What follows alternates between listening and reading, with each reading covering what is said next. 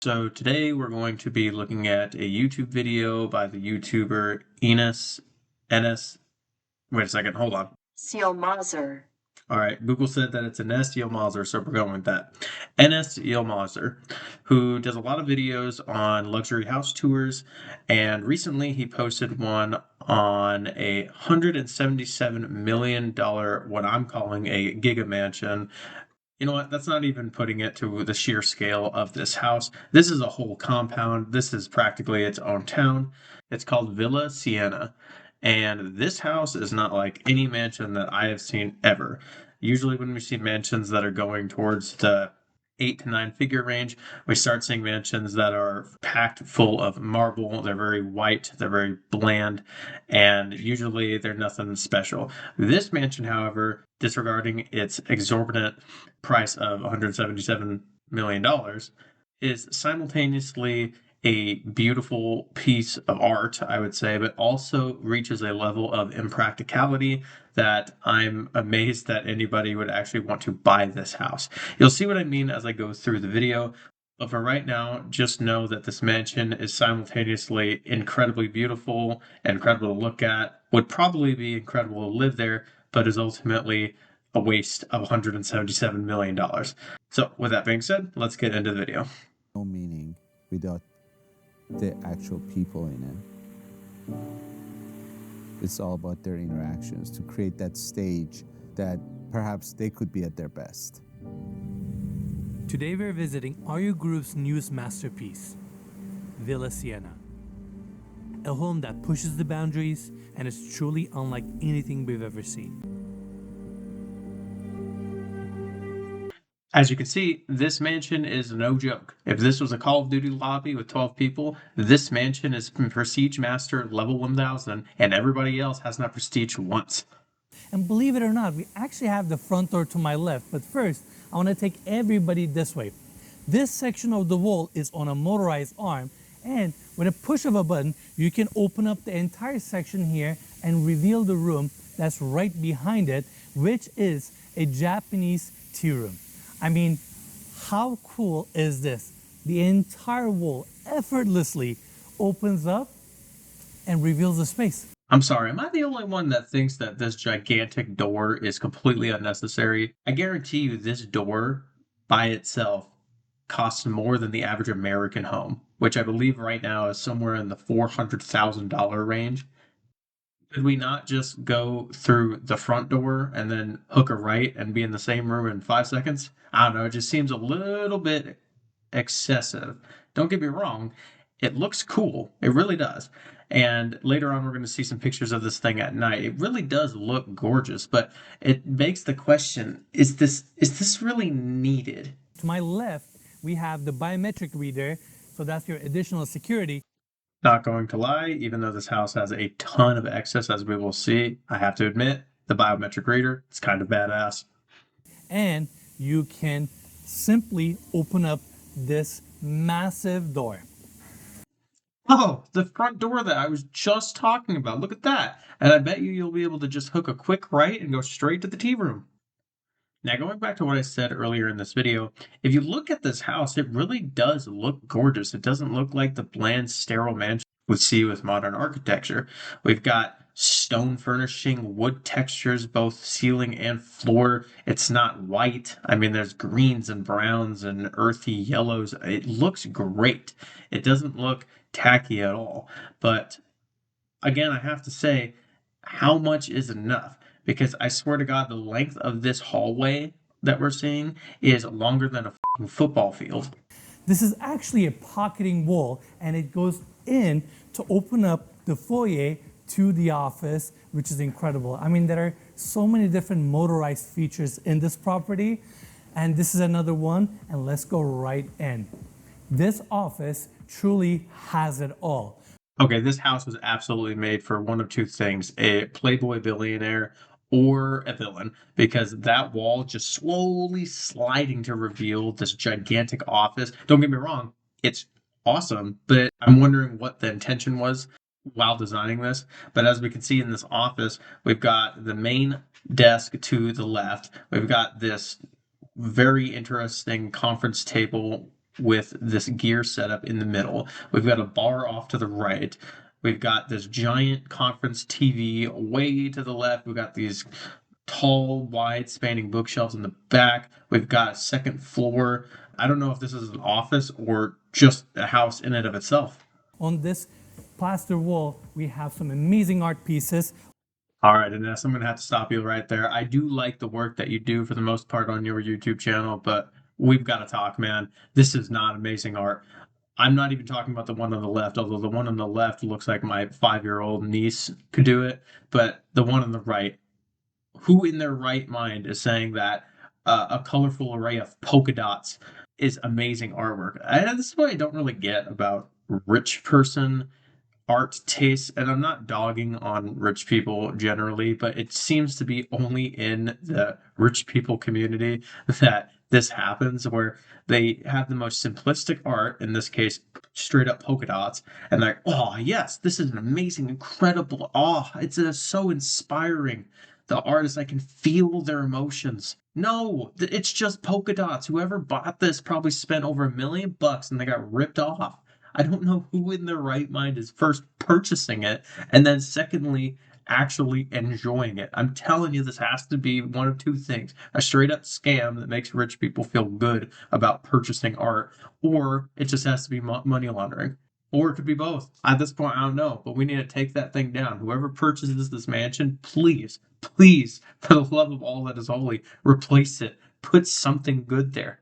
So we can talk about this grand staircase, which is so impressive. Impressive indeed. This thing makes me look like I'm at the Trump Hotel. Good God. I mean, look at that. We've got a gold elevator, the actual staircase. I mean, I know it's not actually made of gold because that would be truly too far, but holy hell, man.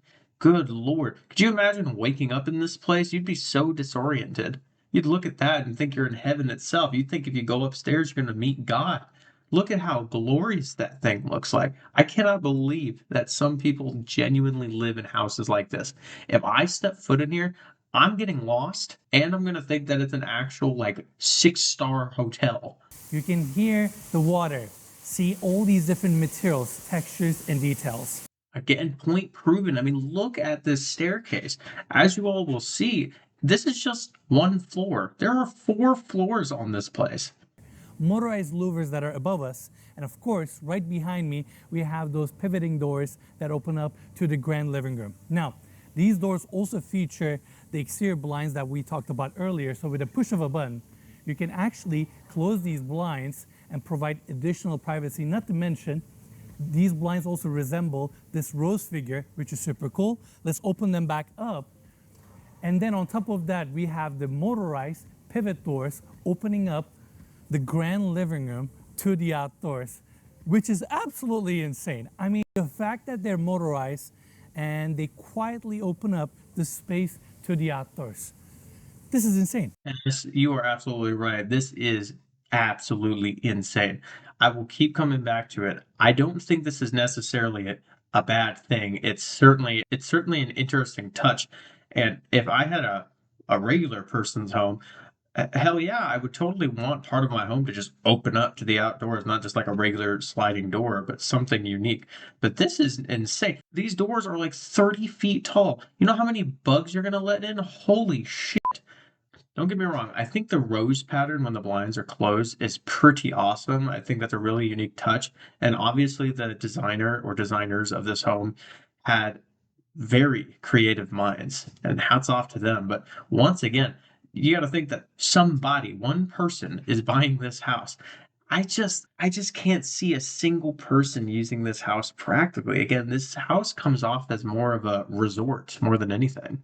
Now, if you want to take your outdoor experience to the next level, we have this built-in planter here, but with a push of a button, it actually raises, and that's your outdoor screen. All right, that is pretty cool, having a screen built into your lawn underneath a bunch of flowers. Although it would have been pretty hilarious if the architects of this place never disclosed that that screen was there. So maybe 5 years down the line after somebody buys it, they just find a remote and they're cool. What does this thing do? And then they just, holy shit, there's a screen in my lawn. I mean, come on. This house is so big that I feel like the architects should have just not mentioned a few things and just let the owners or owner figure that out. This hangar door opened up right now, and with a push of a button, you can hydraulically close this door. How cool is this? And this goes back to what I was mentioning earlier about this house being simultaneously beautiful and awesome, but also just impractical.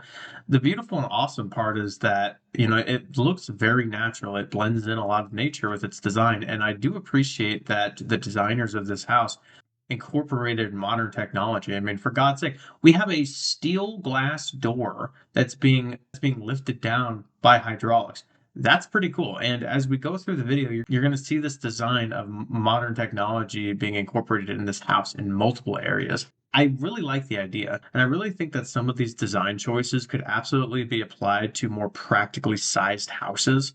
And I would totally love to see something like this on a house that's not a gigantic mansion. Look at this massive island design that's right in the center with multiple gas cooktops and ovens. We have the grills on the other side, sink, stainless steel countertop space, open shelving, and then you have a commercial vent above. You ever wanted a whole restaurant's kitchen behind your own kitchen with personal chefs to cook your every meal? Well, now you can for the small price of $177 million. Next to us is this really cool appliance, and look at all the details, the hardware, finishes, these metal drawers, and these doors are so satisfying to open and close. They're like G-class doors. Literally. Super cool and great appliance that complements your chef's kitchen. All right, so somebody might need to educate me here, but Ines keeps saying this appliance. He's not actually calling it what it is, which makes me believe he doesn't even know what it is. But just by looking at it, it looks like some type of grill, especially that it has a vent right above it. But somebody tell me, I'm assuming it's some kind of grill, but even Ines seems confused, and I'll be honest, I'm confused too. I don't know what the hell I'm looking at right now. This is going back to the fact that this house is, once again, very beautiful, but very impractical, because look at how it looks at night. I mean, this is one of the reasons why I can see somebody just opening their house up with these gigantic doors, especially the ones with the hydraulics on them. I mean, it looks incredible at night. And because this house is so large, I imagine that this house is going to be seeing a lot of parties. And this house it really does give off that resort feel to it, that party feel to it. Leading us to the wellness center. Please come on in. I don't think I've ever seen a space like this in my life. Ines, buddy, nobody has seen this in a house because I don't think it's ever been done. This house, if you just showed me this picture, this still frame, I would 100% say that this is a picture of a resort. I would think that he's showing you a top-notch resort. Your natural stone raised jacuzzi. Behind that, you can see your hot and cold plunge. And again, we have misters, rain heads, shower heads, built-in benches. Little did you know that when you purchase this house for a small $177 million, you're actually purchasing a water park. The lounging beds here. And on the other side, we have a red light therapy machine, which is a really nice touch. Next to that, we have a massage room. Here, we have a glass door that opens up to your sauna. Next to that is your open walk-in shower with a steam feature. The book matching in there is stunning. And then you have the rest of the space here. A thought that just came to my mind that I don't know if it's actually this big of a deal, especially because I'm a peasant and I don't own a gigantic mansion, but whoever purchases this house is certainly going to have a maid or a team of maids or a team of people to help maintain this house. I'm just picturing how much of a bitch it's going to be to maintain this, what did he call it, care center. There's so much moisture in this place that I'm really wondering if there's ever going to be a bug or potentially a mold issue. Maybe I'm just overthinking it. Something's telling me that this place is going to be a pain in the ass to keep clean and maintained. Without a doubt, one of the most impressive spaces within this property. We have a 4-tier seating movie theater with a Dolby Atmos surround sound. And Cody, can we get a close-up? We have cup holders that are cooled and heated. Then you have your USB chargers. Obviously, these are motorized recliner chairs, so they're super comfortable. Again, you have your 4-tier seating, so you can enjoy the space with your friends and family. I love the volume and how the walls on each side taper towards the screen, so it pulls your attention towards this section. It would not be an absurdly luxurious mansion tour without an absurdly luxurious home movie theater. Now, call me a peasant, but I feel like if I had enough you money to purchase a house with this kind of theater in it, unless I had friends that were over every other day, I feel like I would never actually use this.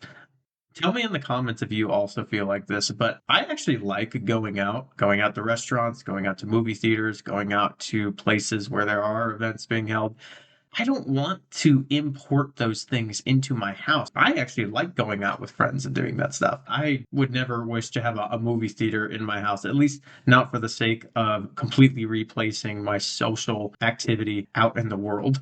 Now, to my right, we have this glass enclosed wine cellar. I love the entry frame, and these doors were actually imported from India. I love all the details, and as we open them up, it leads us to this really cool wine cellar where we can store up to 3,000 bottles. Holy shit. I know that rich people and big houses really like their wine, and it usually goes to the thousands of bottles, but oh my god, I'm drinking wine right now. I like wine. If I'm gonna pick any drink, it's probably gonna be some kind of wine. I don't know if I like wine that much. 3,000 bottles? Just imagine the headache of stocking this place too.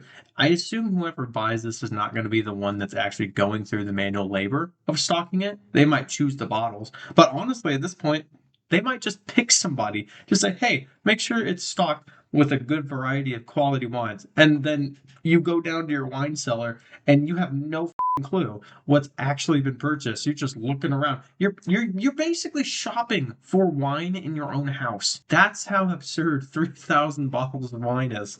Now follow me this way so we can check out this exquisite garage. I know we talked about this space off of the motor court. The same driveway that brings you up to the property also arrives to this section. In fact, behind the curtains here, we have the garage door. This is a great space. You can easily park 6 to 8 cars here. NS, we need to upgrade your spatial awareness, because the fact that you think you can fit easily 6 to 8 cars in this garage is ludicrous.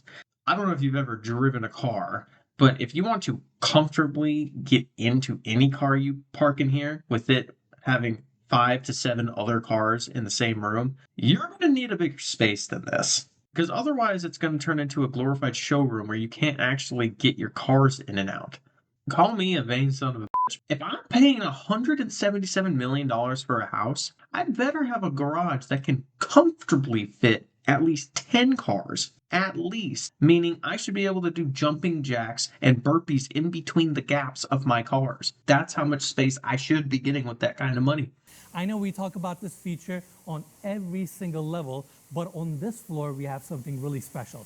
Now, behind the staircase, we have this steel case bifolding door that opens up and connects this staircase and this level to the outdoors, which is absolutely phenomenal. I have never seen a design like this before, and the fact that this vast open space opens up to the outdoors, this is crazy. Back to another part where I can't disagree with this.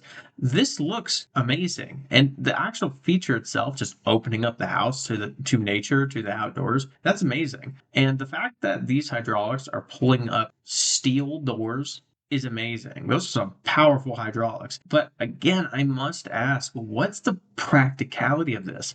How many times are you actually going to open up this gigantic part of your wall? Again, I go back to the thought of bugs, for example. You're just opening up this gigantic area where bugs can just fly right in. And because of all of the greenery and trees and whatnot around the houses, you have to imagine that there are plenty of bugs around this place. So it's a neat gimmick for sure. And if people are over, I'd be like, hey, look what my house can do. But otherwise, what's the point? You know, I feel like this isn't as practical as they're making it out to be. They have it throughout the property. And right now we have it 50% open so you can still see the view, but control the light that comes in.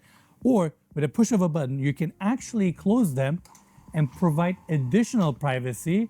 You can open them back up. Again, it allows you to control the natural light that comes into the room. And when you're done, they can simply tuck back up to the ceiling and open up this space to the outdoors all the way. I will admit that the variety of modes on these blinds are pretty cool, and the fact that it's motorized makes it even cooler. But one of the weird things that NS keeps bringing up, and he's mentioned multiple times in this video, even though I'm not covering it, is this idea of privacy. I don't know if y'all can see, but behind the blinds, there's nothing but the front yard of this house and trees. And because this property is so massive, there's not a single place on this property outside of the roof that has a straight shot to any other person's home or any street. This place is almost entirely closed off. So he keeps talking about, oh, it gives you all of this privacy. But does it? Like, does it really matter at this point? You have so much land and coverage because of the trees around your land that you could have these blinds up, hog out, and everything, and nobody would care because nobody would notice. Okay, you could be doing a straight helicopter with your wiener and nobody would know. That's the amazing thing about this property. There's no need to consider privacy because of how private the property inherently is. And the door here opens up to the primary bedroom. And before you walk in, you also see the biometric reader here, making sure that you are the person that is supposed to be staying in this room. In fact, let's go inside. The entry of this room takes you to the different sections of the primary bedroom suite. To my right, we have the elevator landing. All right, so first off, I hope one day I am so rich that I have an actual elevator going to my room and only my room. That's a whole nother level of fuck you money. But you all are about to see that this primary bedroom, and he sometimes describes it as a suite, is neither. This primary bedroom in and of itself is a small luxurious mansion. But we want to take everybody this way so we can check out the bedroom itself, which is phenomenal. We have the entire corner opening up. Seamless transition to the outdoors where we have the terrace dedicated to the primary bedroom. Bed is anchored right in the center of the room. And before we cover this section, I actually want to bring everybody this way.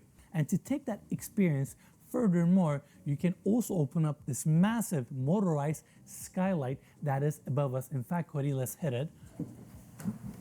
Now you're truly immersing yourself to the outdoors and you can simply look up to the sky and see the stars and have a room that is truly in harmony with nature. Isn't this insane? Again, it's a neat idea, and again, aesthetically, this is a beautiful room and it's a beautiful skylight that can open up. But just think about the impracticality of this and the actual hilarious situation that could happen here. You go to bed, you're looking up at the stars, you fall asleep, you completely forgot to close your skylight, and then even though it's California, it can still happen. You get very unlucky and it just rains on you.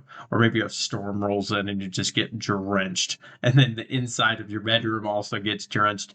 It's a neat idea, but again, I ask, is this needed? Behind this pocket door, we have the primary bathroom, and let me tell you, we have so many details to cover here. It's a room on its own. We have a seating area in the center, fireplace, TV, and then you have all these different corners, sections, features for you to indulge yourself in. Now, to my right, we have a marble freestanding tub. Let me correct you, good sir. That is a 1,000-pound half shell of an egg. The next space I want to show everyone is the walk-in shower, and the moment you turn on one of the fixtures here, these blinds automatically close to provide you that privacy. You don't even have to think about it, which is a nice synchronization that's planned into the home automation. Now this shower truly has it all. We have handheld, steam feature, body fixtures, your shampoo niche, which is this really cool lighting element, your regular shower head, and then we have two rain heads above us. And if that's not enough for you, there's also a glass door here opening up to an outdoor shower. My man just talked about privacy again with the blinds automatically closing when the shower turns on, and then immediately says, oh, if you also want to shower wide out in the open, full hog for the neighbors to see, here you go. Even though we can clearly see that any person is not going to accidentally look in this direction because the house is covered and surrounded by structures and trees that are blocking anybody from looking at. It's still kind of hilarious. Like, hey, here's some privacy, and then if you want to show your wiener to the world, here you go. And the first closet is actually situated on this side. Let's go right in. Gorgeous island that's right in the center, stone clad with backlighting. Hey, buddy, I'm going to correct you again. This is a luxurious boutique in downtown LA. This is not a closet. I don't know what you're talking about. The doors behind me open up to the main closet of this bedroom, and it is absolutely stunning. Let me take everybody in. This space is a show of its own. I mean, where do I begin with the details? Very simple. If you did not have the context that this is in a house, you would think that this is a store in a luxurious shopping mall. How wide these walkways are is quite impressive. And then you look around, the mood lighting, the cabinetry, how everything complements each other. It really is an experience to walk this space and utilize it. At this point, I don't even think NS is doing a house tour anymore. I think he's just touring some random luxurious shop in downtown LA. Up this enclosed space to the outdoors. I mean, the span is fantastic. These doors are all steel frame, custom designed for this property, and it opens up this landing area to this over 12,000 square foot rooftop terrace, which is absolutely phenomenal. Holy shit. All right, I'm going to spare us a few minutes and just sum it up. The roof of this house has roughly 15,000 square feet of living space, including pools, fires, grills, sitting areas. This place has a lot of sitting areas and just overall luxury. It's pretty much a outdoors, no roof version of the main floor, which also had a ton of seating areas and fire and all sorts of things that have just been repeated on the roof. All right, guys, so that's about the end of this tour, at least the things that were notable to talk about. As I've said a few times, this house is not ugly by any means. This is a gorgeous house. Just by looking at the rest of the video, this house is not a house. And I don't even think you could classify this thing as a mansion. I mean, this house is a whole complex. This house is mainly meant for somebody who has a respect for nature, but also somebody who's expecting to have dozens and dozens, maybe even hundreds of guests over at a time. Otherwise, I don't see how a single person or a person and their family could practically use this house. Again, this house gives off the utility of a resort. With that being said, that's just my opinion. Let me know what you think about this house in the comment section below. Would you live here? Would you just build your own house if you had 177 millions to blow on a house? What would you do if you had that kind of money? But with that being said, that's the end of the video. See you all in the next one. Bye.